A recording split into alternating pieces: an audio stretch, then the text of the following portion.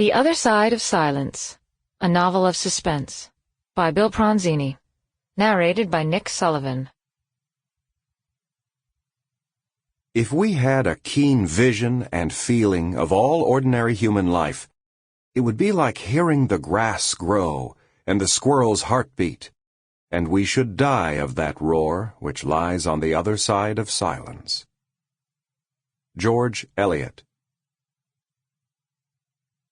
Part 1.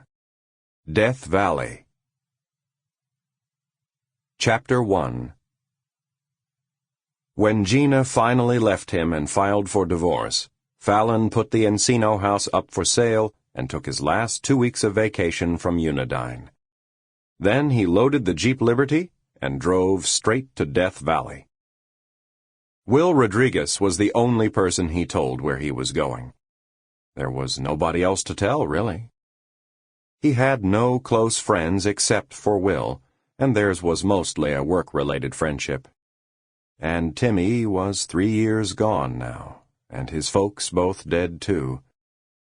Gina could have guessed, of course. She knew him that well, though not nearly well enough to understand his reasons.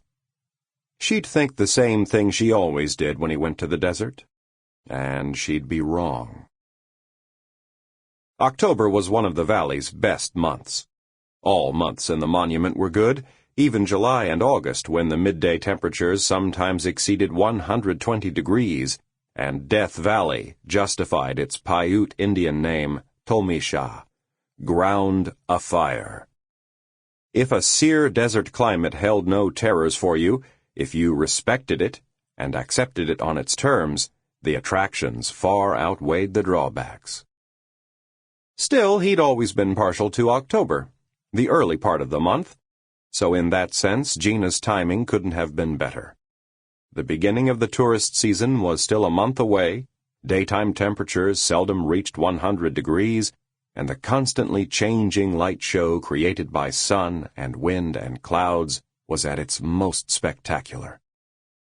You could stay in one place all day, from dawn to dusk, Zabriskie Point, say, or the sand dunes near Stovepipe Wells, and with each 10-degree rise and fall of the sun, the colors of rock and sand hills changed from dark rose to burnished gold, from chocolate brown to purple and indigo and gray-black, with a spectrum of subtler shades in between.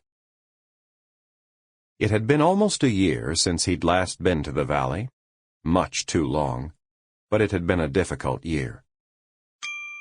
Sample complete. Ready to continue?